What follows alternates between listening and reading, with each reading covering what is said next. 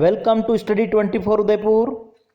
आज किस क्लास में हम 12th मैक्रो इकोनॉमिक का एक पार्ट है ओपन इकोनॉमी, जिसके अंतर्गत आपका एक तो बैलेंस ऑफ पेमेंट और दूसरा टॉपिक आपका है फॉरेन एक्सचेंज रेट। इन दोनों टॉपिक से रिलेटेड लगभग 40 एमसीक्यूज हैं, जिसे आज किस क्लास में हम सोल्व करेंगे।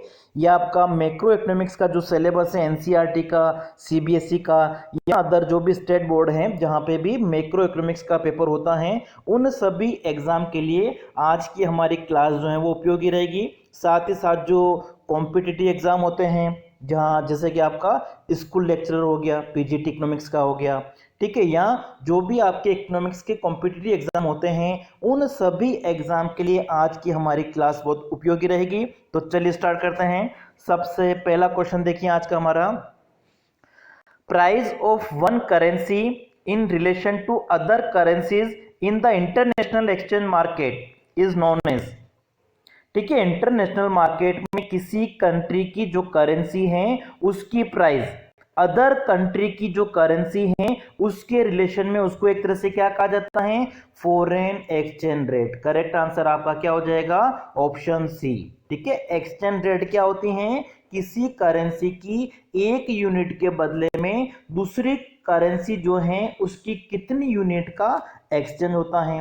अगर हम एग्जांपल देखें, अमेरिका का $1 है, $1 इज इक्वल टू, माना हम मान लेते, कुछ एज्यूम कर लेते हैं कि इंडिया की जो करेंसी है उसमें इसकी वैल्यू कितनी है, जैसे कि हम एग्जैक्ट नंबर नहीं लेके हम मान लेते हैं कि कितना है, 70 रुपीज है। $1 इक्वल टू 70 रुपीज, तो ये आपका क्या हो गया, फॉरेन एक्सचेंज रेट हो गया। या इसको हम इस तरीके से लिख लें कि इंडिया का ₹1 is equal to 1/70 US dollar. ठीक है, ये एक तरह से क्या होती हैं, एक्सचेंज रेट होती हैं। नेक्स्ट देखिए second, according to adjustable peg system, या जिसको ब्रेटन वुड्स सिस्टम भी कहा जाता है, ऑफ एक्सचेंज रेट। ठीक है, जो ब्रेटन वुड्स सिस्टम है वो एक तरह से क्या मानता है, या उसी का एक पार्ट है एडजस्टेबल पेग सिस्टम, जिसमें क्या होता है, अलग अलग कंट्री की जो करेंसी होती हैं उसको पेग किया जाता है, किसके साथ में, US डॉलर के साथ में। तो आपका पहला पॉइंट जो लिखा हुआ वो बिल्कुल सही है। दूसरा लिखा हुआ है कि US डॉलर जो है उसकी वैल्यू को एक तरह से गोल्ड के रूप में फिक्स कर दिया जाता है, ये भी बिल्कुल सही है। और फिर parity between two currencies were determined by the quantity of gold content in them. ठीक है, और दोनों कंट्री की जो करेंसी है उसकी पैरिटी, इक्विलिटी कहां पे डिटरमिन होगी, उनमें कितना गोल्ड कंटेंट है उन करेंसी में। तो इसको हम एक तरह से क्या कहते हैं, ब्रेटन वुड्स सिस्टम का एडजस्टेबल पेग सिस्टम कहते हैं। तो यहां पे आपका करेक्ट आंसर हो जाएगा ऑप्शन डी। सारे ऊपर जो लिखे हैं वो करेक्ट हैं। नेक्स्ट देखिए तीसरा, under which system gold was taken as the common unit of parity between currencies of different countries in circulation। ठीक है, डिफरेंट कंट्री में जो अलग अलग करेंसी होती हैं उनका जो एक्सचेंज रेट होता है उसको डिटरमिन करने के लिए अलग अलग सिस्टम है। ठीक है, ब्रेटन वुड्स सिस्टम में आपका एक तो एडजस्टेबल पेग सिस्टम आता है और उसमें एक आता है गोल्ड स्टैंडर्ड सिस्टम। तो देखिए, जो गोल्ड स्टैंडर्ड सिस्टम था उसमें क्या होता था, हर एक कंट्री की जो करेंसी है उसकी वैल्यू को गोल्ड में फिक्स किया जाता था। ठीक है, जैसे अगर हम कहें कि अमेरिका का जो $1 है, $1 इक्वल टू 100 ग्राम गोल्ड, हम कुछ एग्जांपल ले लेते हैं। ठीक है, और जो यूके का 1 पाउंड है, ठीक है, उसकी वैल्यू हम मान लेते हैं कितनी है, 200 ग्राम गोल्ड है। ठीक है, तो ऐसी कंडीशन में जो एक्सचेंज रेट होगी वो क्या होगी, $2 इज इक्वल टू 1 पाउंड। ठीक है, मतलब हर एक कंट्री में जो भी करेंसी है उसकी वैल्यू को गोल्ड में फिक्स कर दिया गया है, और उसी के अनुसार फिर क्या होता था, एक्सचेंज रेट जो होती थी वो डिटरमिन होती थी। इस सिस्टम को हम क्या कहते हैं, gold standard system of exchange rate.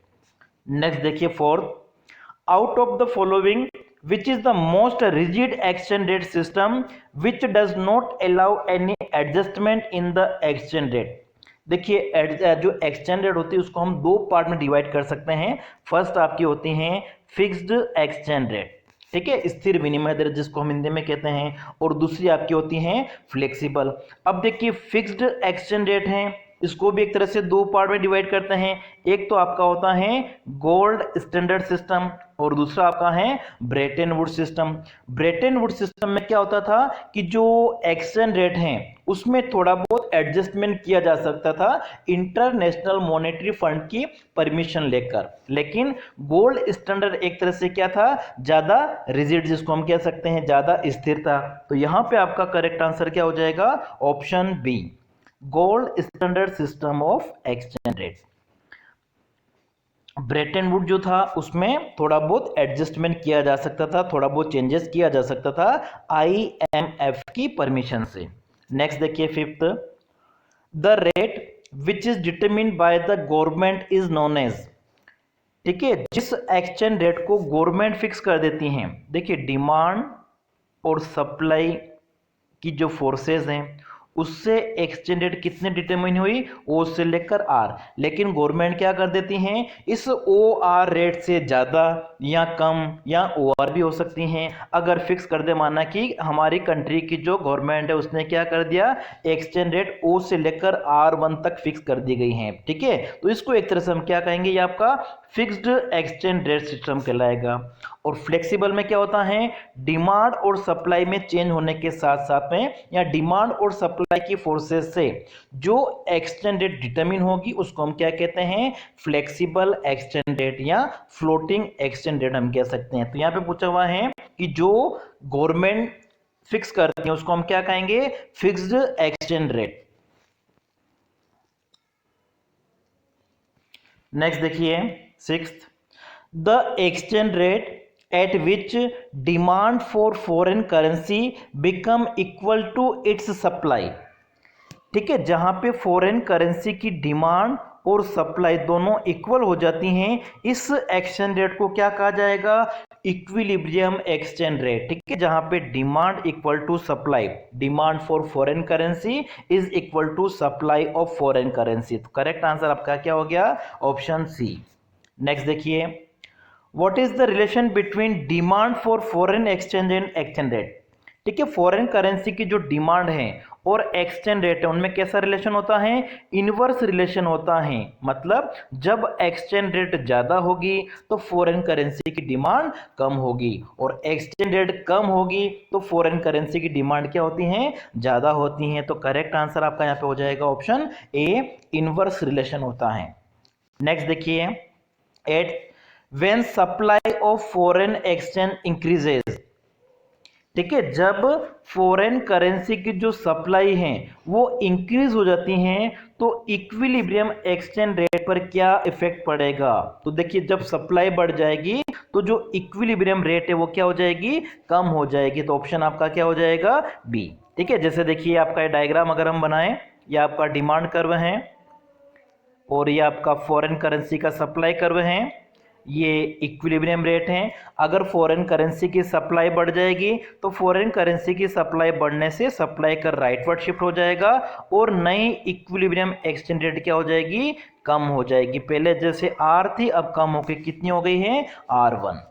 Next देखिए, demand for foreign currency depend upon, कोई भी कंट्री फॉरेन करेंसी की डिमांड क्यों करता है, अगर उसने इंटरनेशनल लोन ले रखे हैं उन लोन का पेमेंट करने के लिए हो सकती हैं, या अगर कोई कंट्री या वहां का कोई रेजिडेंट अगर फॉरेन में कुछ इन्वेस्टमेंट करना चाहता है, investment in rest of world, इसके लिए भी फॉरेन करेंसी की डिमांड कर सकते हैं, या डायरेक्ट फॉरेन इन्वेस्टमेंट इन डोमेन, ये नहीं होगा, ठीक है। तो पहला ए और बी करेक्ट आंसर होगा, मतलब ऑप्शन आपका D, both A and B are correct, ठीक है। फॉरेन करेंसी की डिमांड क्यों की जाती है, इंपोर्ट करने के लिए की जा सकती हैं, ठीक है। फॉरेन डायरेक्ट अगर परचेस करना चाहे हम बाहर, जैसे टूरिस्ट हमारे यहाँ के लोग बाहर अगर घूमने जाएंगे तो वहां पे अगर वो कुछ परचेस करते हैं तो उसके लिए डिमांड कर सकते हैं। अगर हमने इंटरनेशनल लोन ले रखा है उसका पेमेंट करने के लिए, या हमारे यहाँ की कोई कंपनी है, ठीक है, अगर वो बाहर कुछ इन्वेस्टमेंट करना चाहती हैं तो इस वजह से क्या होता है, फॉरेन करेंसी की डिमांड होती है। तो यहाँ पे करेक्ट आंसर आपका क्या हो गया, both A and B. Next देखिए 10th, due to depreciation of foreign currency the supply of foreign currency in domestic economy will be decrease. ठीक है, देखिए जब फॉरेन करेंसी जो है उसकी वैल्यू, डेप्रिसिएशन का मतलब क्या हो गया, उसकी वैल्यू अगर डिक्रीज हो जाती है, और जब उसकी वैल्यू डिक्रीज हो जाएगी, उसकी परचेजिंग पावर अगर कम हो जाएगी, तो फॉरेन करेंसी की जो सप्लाई है वो क्या होगी, हमारी इकोनॉमी में कम हो जाएगी। ठीक है, अगर एप्रिसिएशन होता है तो फॉरेन करेंसी की सप्लाई बढ़ेगी, लेकिन यहाँ पे पूछा हुआ है डेप्रिसिएशन। ठीक है, और डेप्रिसिएशन से क्या होगा, फॉरेन करेंसी की जो सप्लाई है वो डिक्रीज हो जाएगी। यहाँ पे क्या लिखो, देखो depreciation of foreign currency, foreign currency की, फॉरेन जो करेंसी है अगर उसकी वैल्यू कम हो जाती है, डेप्रिसिएशन हो जाता है, तब फॉरेन करेंसी की जो सप्लाई है वो हमारी कंट्री में कम होगी। नेक्स्ट देखिए, direct forex investment is a source of, ठीक है, जिसको हम क्या कहते हैं, एफडीआई। अगर दूसरे कंट्री से हमारे यहाँ पे इन्वेस्टमेंट होगा, इसका मतलब फॉरेन करेंसी, जो फॉरेन एक्सचेंज है उसकी सप्लाई क्या होगी, बढ़ेगी। तो करेक्ट आंसर आपका यहाँ पे हो गया ऑप्शन बी। नेक्स्ट देखिए, when the exchange rate rises due to manage floating is called. ठीक है, मेनेज फ्लोटिंग का मतलब क्या हो गया आपका, वही जो फ्लेक्सिबल एक्सचेंज रेट सिस्टम है। ठीक है, इसमें अगर क्या होता है, एक्सचेंज रेट बढ़ जाती हैं, जैसे आपका ये एक्सचेंज रेट कितनी है, ओ से लेकर आर तक, और अगर एक्सचेंज रेट बढ़ के कितनी हो जाती हैं, R1 हो जाती हैं, तो एक्सचेंज रेट बढ़ने का मतलब क्या हो गया, हमारे कंट्री की जो करेंसी है उसकी वैल्यू क्या हो गई है, कम हो गई है। मतलब डोमेस्टिक करेंसी की वैल्यू कम हो जाती है डिमांड और सप्लाई में चेंज होने से, तो इसको हम क्या कहते हैं, डेप्रिसिएशन कहते हैं।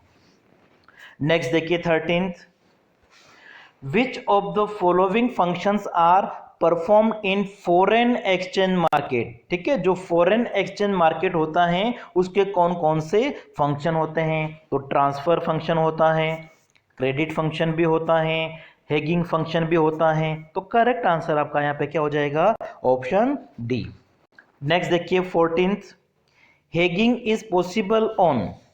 ठीक है, हेगिंग जो है वो कब पॉसिबल हो सकता है इंटरनेशनल एक्सचेंज मार्केट में, तो वो मार्केट है वो किस प्रकार का होना चाहिए, फॉरवर्ड मार्केट होना चाहिए। ठीक है, फॉरवर्ड मार्केट में क्या होता है, न्यू ईयर फ्यूचर में, ठीक है, जो पेमेंट किया जाएगा वो कब होगा, फ्यूचर में होगा।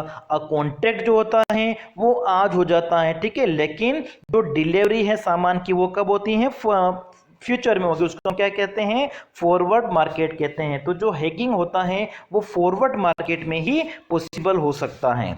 नेक्स्ट देखिए 15, spot market is that market where. ठीक है, अब देखिए स्पॉट मार्केट क्या होता है, जिसमें जो ट्रांजैक्शन होता है, मतलब जो करंट रेट होती है उसी पे ट्रांजैक्शन होता है। तो हम कह सकते हैं कि इसमें एक तरह से क्या आता है, केवल करंट ट्रांजैक्शन को किस में लिया जाएगा, स्पॉट मार्केट में। और ऐसी कंडीशन में उस समय जो रेट चल रही होगी एक्सचेंज रेट, उसी का यूज किया जाएगा। ठीक है, तो यहाँ पे आपका करेक्ट आंसर कौन सा हो जाएगा, स्पॉट मार्केट क्या होता है, इसमें ओनली करंट ट्रांजैक्शन को लिया जाता है, और दूसरा instant rate of exchange is determined. तो यहां पे करेक्ट आंसर आपका हो जाएगा ऑप्शन डी। ठीक है, ए और सी जो हैं वो दोनों सही हैं।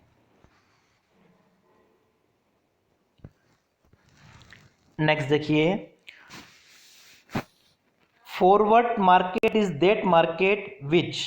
ठीक है, फॉरवर्ड मार्केट में एक तरह से क्या होता है, जो ट्रांजैक्शंस होते हैं, ठीक है, जिनकी डिलीवरी क्या होती है, नियर फ्यूचर में होती हैं, उन ट्रांजैक्शन को ही फॉरवर्ड एक्सचेंज मार्केट में लिखा जाएगा। ठीक है, तो फॉरवर्ड एक्सचेंज मार्केट क्या होता है, handles transaction of foreign exchange meant for future delivery. ठीक है, फर्स्ट बिल्कुल करेक्ट है। करंट ट्रांजैक्शन इसमें नहीं आते, वो किस में आते हैं, स्पॉट मार्केट में आते हैं। Handles current as well as future transaction, ये भी नहीं होगा, मतलब आपका करेक्ट आंसर हो जाएगा ऑप्शन ए। नेक्स्ट देखिए 17, if ₹120 are required to buy $1 instead of 100 earlier. ठीक है, इसका मतलब क्या होता है, तो इसको हम एक तरह से क्या कहेंगे, हमारी जो डोमेस्टिक करेंसी है, ठीक है, उसकी वैल्यू एक तरह से क्या हो गई है, डेप्रिशिएट हो गई है। तो करेक्ट आंसर आपका देखिए एक तो यो भी होगा, फिर उसके बाद में रूपी value of import will be increases, ये भी हो जाएगा। मतलब करेक्ट आंसर आपका यहाँ पे क्या हो जाएगा, ऑप्शन डी। ठीक है, देखिए जब $1 की जो वैल्यू थी पहले कितनी थी, 100 रुपीज थी, और अब कितनी हो गई है, $1 इक्वल टू 120 हो गया। मतलब पहले अगर हम बाहर से $1 की कोई चीज मंगाते थे, बदले में हमको डोमेस्टिक करेंसी में 100 रुपीज देने पड़ते थे, लेकिन अब कितने देने पड़ रहे हैं, 120 रुपीज। इसका मतलब अब हमको ज्यादा देने पड़ रहे हैं, और जब ज्यादा देने पड़े इसका मतलब क्या हो गया, जो डोमेस्टिक करेंसी की वैल्यू है वो कम हो गई, जिसको हम क्या कहते हैं, डेप्रिसिएशन कहते हैं। और हमारे जो इंपोर्ट है, ठीक है, उसके लिए अब हमको क्या करना पड़ेगा, ज्यादा पैसा देना पड़ेगा। तो करेक्ट आंसर आपका यहाँ पे क्या हो जाएगा, ऑप्शन डी। नेक्स्ट देखिए 18th, equilibrium exchange rate occurs when. ठीक है, इक्विलिब्रियम एक्सचेंज रेट कहां पे होती है, जहां पे फॉरेन करेंसी की डिमांड और फॉरेन करेंसी की जो सप्लाई है वो इक्वल हो जाती है। तो करेक्ट आंसर आपका यहाँ पे क्या हो जाएगा, ऑप्शन बी। नेक्स्ट देखिए, dirty floating is related to. ठीक है, डर्टी फ्लोटिंग एक तरह से किसको कहा जाता है, जो मैनेज्ड फ्लोटिंग होती हैं, और मैनेज्ड फ्लोटिंग या डर्टी फ्लोटिंग किससे रिलेटेड है, फ्लेक्सिबल एक्सचेंज रेट सिस्टम से। तो करेक्ट आंसर आपका यहाँ पे क्या हो जाएगा, ऑप्शन बी। डर्टी फ्लोटिंग या मैनेज फ्लोटिंग में क्या होता है, इंटरनेशनल एक्सचेंज मार्केट में हमारी कंट्री का जो मॉनेटरी अथॉरिटी है, सेंट्रल बैंक की, वो एक तरह से क्या प्रयास करता है कि जो एक्सचेंज रेट है वो एक लिमिट में रहें। अगर उस लिमिट से, जैसे कि $1 की जो वैल्यू है, अगर सेंट्रल बैंक ने सोच रखा है कि 70 से 72 रुपीज के बीच में रहे, लेकिन जब इसके बीच में अगर चेंज होता रहता है तब तो ठीक है, लेकिन अगर इससे कम ज्यादा अगर हो जाता है, ठीक है, कि जैसे कितनी हो गई है, 73 अगर हो जाए $1 की वैल्यू, जबकि सेंट्रल बैंक ने लिमिट रख रखी है कि इतनी होनी चाहिए, तो फिर वो क्या करता है, इंटरनेशनल एक्सचेंज मार्केट में इंटरफेयर करता है। मतलब फॉरेन सिक्योरिटीज जो होती हैं उनको वो सेल करता है, परचेज करता है, ताकि वो इस रेट को एक तरह से मेंटेन रख सके। तो इसको हम क्या कहते हैं, मैनेज फ्लोटिंग या डर्टी फ्लोटिंग कहते हैं, जो फ्लेक्सिबल एक्सचेंज रेट से संबंधित होती हैं। नेक्स्ट देखिए, balance of payment is measured as. ठीक है, बैलेंस ऑफ पेमेंट जो होता है उसको हम कैसे मेजर कर सकते हैं, इनमें से देखिए एक आपका होता है बैलेंस ऑफ ट्रेड, जिसमें हम क्या करते हैं, जो विजिबल आइटम्स होते हैं उनका एक्सपोर्ट और इंपोर्ट का डिफरेंस देखते हैं। लेकिन जब हम बैलेंस ऑफ पेमेंट की बात करते हैं तो उसमें हम क्या लेते हैं, ऑल ट्रांजैक्शन, विजिबल आइटम का भी लेते हैं जिसमें गुड्स आती हैं, और इनविजिबल आइटम साथ ही साथ कैपिटल का जो एक्सचेंज होता है, इन सारे इकोनॉमिक ट्रांजैक्शन को लिया जाता है। इसलिए करेक्ट आंसर आपका यहाँ पे हो जाएगा ऑप्शन डी।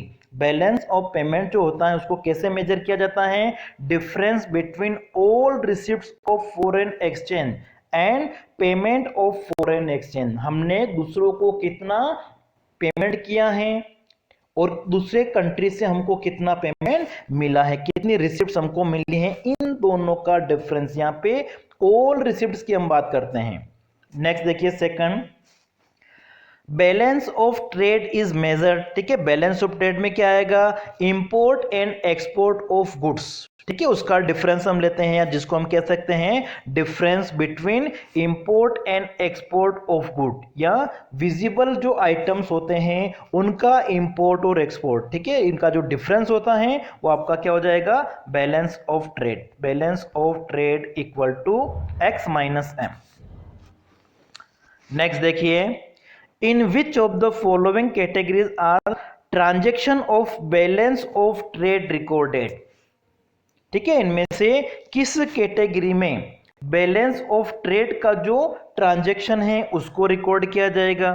तो देखिए बैलेंस ऑफ ट्रेड में मैंने आपको भी बताया था, इसमें एक तरह से हम क्या लेते हैं, जो विजिबल आइटम होते हैं, ठीक है, जो आपकी गुड्स होती हैं उनका एक्सचेंज, एक्सपोर्ट और इंपोर्ट लिया जाता है। तो करेक्ट आंसर आपका क्या हो जाएगा, बैलेंस ऑफ ट्रेड में हम किसको लेंगे, विजिबल आइटम्स को। ठीक है, जिनको गुड्स कहते हैं हम।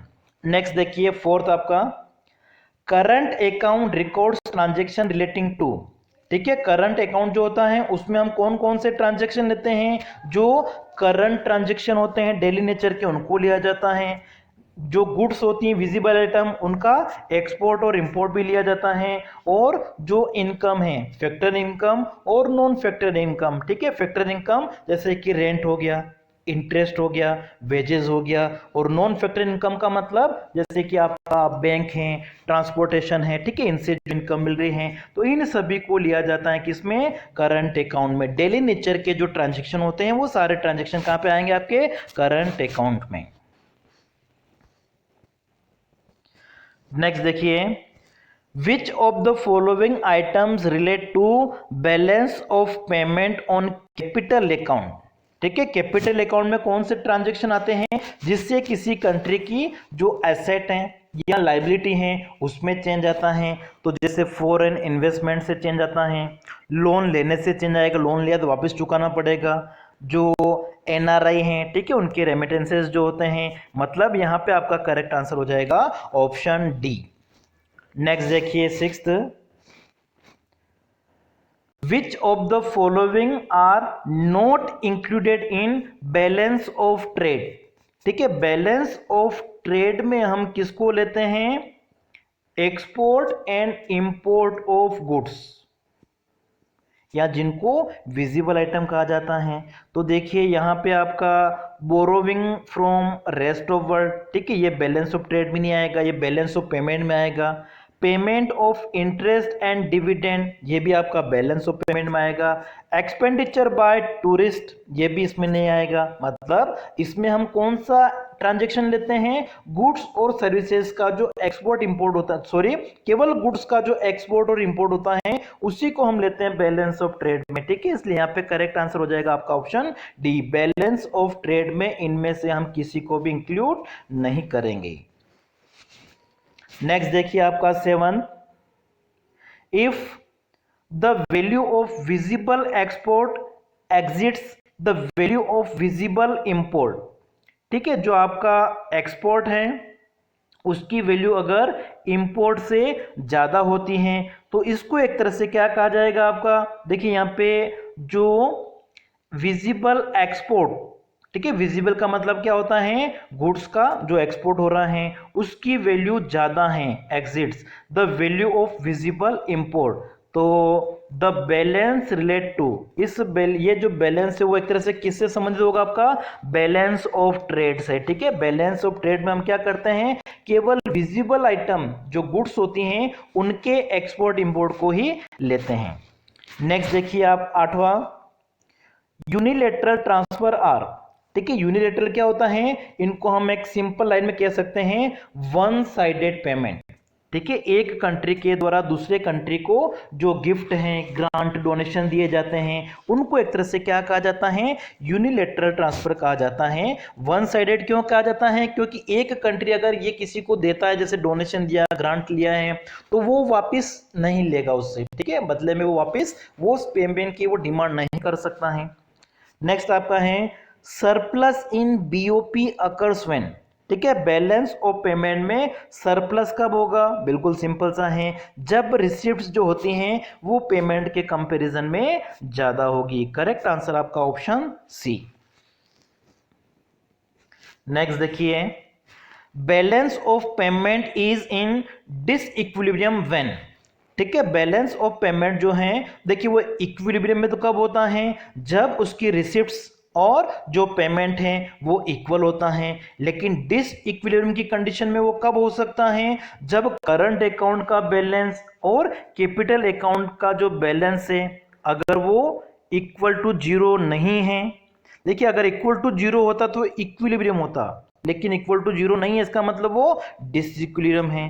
Current account balance plus capital account balance इस सम पॉजिटिव नंबर हैं, तो इसको भी हम एक तरह से डिसइक्विलिब्रियम भी कहेंगे। और करंट अकाउंट का बैलेंस और कैपिटल अकाउंट का बैलेंस अगर कोई नेगेटिव नंबर है तो ये भी एक तरह से क्या होता है, डिसइक्विलिब्रियम को बताता है। इक्विलिब्रियम कब होगा, जब करंट अकाउंट का बैलेंस प्लस कैपिटल अकाउंट का जो बैलेंस है वो कितना होता है, इक्वल टू जीरो। तो यहां पे आपका करेक्ट आंसर हो जाएगा ऑप्शन डी। ठीक है, बैलेंस ऑफ पेमेंट जो है वो डिसइक्विलिब्रियम में कम होगा, कब होगा, ये सारी कंडीशंस हैं।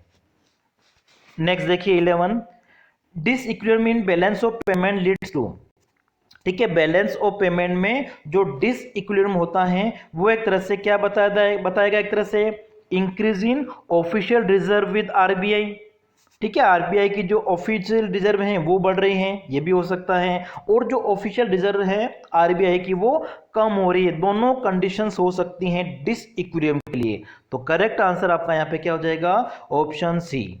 नेक्स्ट देखिए 12, autonomous items are relate to those transactions which, ठीक है, बैलेंस ऑफ पेमेंट में ऑटोनोमस आइटम कौन से होते हैं जिनका बैलेंस ऑफ पेमेंट के इक्विलिब्रियम से कोई लेना देना नहीं होता है, मतलब ऐसे ट्रांजैक्शन जो कोई कंट्री अपने लाभ के लिए करता है, प्रॉफिट कमाने के लिए, जो एक्सपोर्ट और इंपोर्ट होता है वो किस में आएगा, आपका ऑटोनोमस में आएगा। तो देखिए यहाँ पे are determine by motive of profit, ठीक है, ऑटोनोमस आइटम कौन से होते हैं जो मोटिव के लिए किए जाते हैं, सॉरी जो प्रॉफिट के लिए किए जाते हैं, तो ये भी बिल्कुल सही है। दूसरा आपका are not concern with equilibrium status of BOP, ठीक है, बीओपी में इक्विलिब्रियम है या नहीं है उनसे इन आइटम का कोई लेना देना नहीं होता है, इसलिए करेक्ट आंसर आपका यहाँ पे हो जाएगा ऑप्शन सी। नेक्स्ट देखिए, accommodating items are those items of BOP which, ठीक है, जो ऑटोनोमस आइटम हमने देखे थे उसका जस्ट अपोजिट होता है accommodating आइटम, ठीक है, accommodating आइटम्स कौन से होते हैं, ऐसे आइटम, ठीक है, जो बैलेंस ऑफ पेमेंट में अगर डिसइक्विलिब्रियम है तो उसको इक्विलिब्रियम में लाने के लिए जो भी ट्रांजेक्शन किए जाएंगे उनको एक तरह से हम क्या कहेंगे, accommodating आइटम्स कहते हैं। तो यहां पे आपका जो करेक्ट आंसर हो जाएगा वो क्या होगा, are not determine by consideration of profit, पहला बिल्कुल सही है। दूसरा are condition by the positive और नेगेटिव बीओपी स्टेट, ठीक है, ये भी सही है। और तीसरा आपका है लीड टू इंक्रीज और decrease in official reserve with RBI, ठीक है, अगर जो एकोमोडेटिंग आइटम है, ठीक है, अगर बैलेंस ऑफ पेमेंट आपका इक्विलिब्रियम में नहीं है तो उसको इक्विलिब्रियम में लाने के लिए क्या किया जाता है, आरबीआई के जो ऑफिशियल रिजर्व हैं उसको या तो बढ़ाना पड़ता है या उसको कम करना पड़ता है ताकि बीओपी एक तरह से बैलेंस में आ जाए। तो करेक्ट आंसर आपका यहाँ पे हो जाएगा ऑप्शन डी। नेक्स्ट है cause of balance of payment imbalance relate to, ठीक है, बैलेंस ऑफ पेमेंट जो है उसमें इम्बैलेंस डिसइक्विलिब्रियम जो होता है वो किसके साथ में संबंधित होता है, ऑटोनोमस आइटम के साथ में, ठीक है, करेक्ट आंसर आपका हो जाएगा ऑप्शन ए। नेक्स्ट देखिए, balance of trade is a part of, ठीक है, बैलेंस ऑफ ट्रेड में आपका क्या आता है, गुड्स का एक्सपोर्ट और इंपोर्ट आता है जिसको हम किस में लेते हैं, करंट अकाउंट में, ठीक है, करंट अकाउंट ऑप्शन आपका ए। नेक्स्ट है इनविजिबल्स बैलेंस रिफर्स टू, ठीक है, इनविजिबल का मतलब क्या हो गया, जो सर्विसेज का एक्सपोर्ट और इंपोर्ट होता है वो आप किस में लेंगे, इनविजिबल आइटम में, ठीक है, या जिसको हम क्या कहेंगे उनका बैलेंस इनविजिबल्स बैलेंस। तो यहां पे आपका जो करेक्ट आंसर हो जाएगा वो हो जाएगा ऑप्शन सी, ठीक है, balance of non factor services plus balance of income plus balance of transfers, ठीक है, तो यहां पे आपका आंसर हो गया सी।